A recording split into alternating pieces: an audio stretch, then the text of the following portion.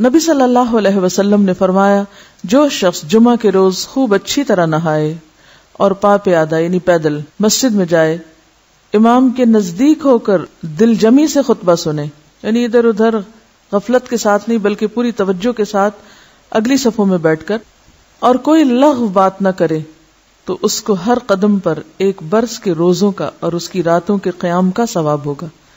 یعنی اتنا فضیلت والا عمل ہے اگر کوئی شخص پوری توجہ اور محبت اور شوق کے ساتھ کرے. جب اذان ہو جائے تو کیا کرے انسان؟ مسجد کی طرف دوڑ پڑے. تو مسجد میں جماعت تو نہیں ہو رہی ہوگی، پہلے کیا ہو رہا ہوگا؟ خطبہ ہو رہا ہوگا. سامعین کا امام کی طرف رخ کرنا، یعنی جمعے کے دن یہ نہیں کہ آپ کرسی لگا کے کسی اور طرف منہ کر کے بیٹھ جائیں اور جب جماعت ہو تو پھر صف میں کھڑے. نہیں، آپ صف میں بیٹھے ہو، کس طرف منہ ہو؟ قبلہ رخ ہو. امام سامنے ہی ہوگا نا قبلے کی طرف. ایک صحابی کہتے کہ جب آپ ممبر پہ چڑھتے تو ہم اپنے چہروں کے ساتھ آپ کی طرف متوجہ ہوتے، ادھر ادھر نہیں دیکھتے تھے خطبے کے دوران.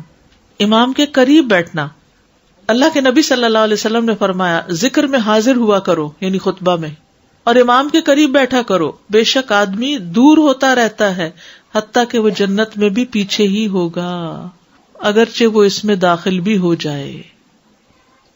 تاخیر کی اتنی مذمت ہے. خاموشی سے خطبہ سننا، یعنی بات نہیں کرنی چاہیے، کوئی اہم بات بھی نہیں پوچھنی چاہیے. ابن مسعود سے روایت ہے کہ انہوں نے ابی ابن کعب سے قرآن کی کسی آیت کے بارے میں سوال کیا جبکہ اللہ کے نبی خطبہ دے رہے تھے، تو انہوں نے اعراض کیا اور کوئی جواب نہ دیا. پھر جب آپ نے نماز پڑھائی تو ابی کہنے لگے، تمہارا جمعہ ہی نہیں ہوا. تو ابن مسعود نے رسول اللہ صلی اللہ علیہ وسلم سے پوچھا تو آپ نے فرمایا، ابی نے سچ کہا، کوئی بات کرنے کی اجازت نہیں. یہ کہنے کی بھی کہ چپ ہو جاؤ یہ بھی اجازت نہیں.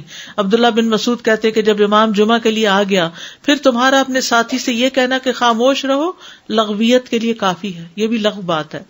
کوئی لغو حرکت نہ کرنا، کنکریوں سے نہ کھیلنا، فون سے نہیں کھیلنا، میسجز چیک نہیں کرنا، انگلیوں میں انگلیاں ڈال کے پٹاخے نہیں بجانا، گوٹ مار کے نہیں بیٹھنا. گوٹ مار کے کیسے بیٹھتے ہیں؟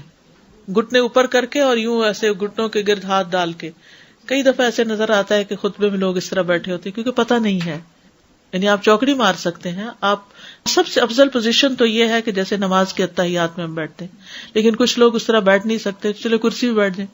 اگر کرسی نہیں ہے، نیچے بیٹھے ہیں تو چوکڑی مار کے بیٹھ جائیں، ٹانگیں اس طرح پیٹ کے ساتھ لگا کے گھٹنوں پہ ہاتھ کو بل دے کے اس طرح نہیں بیٹھے.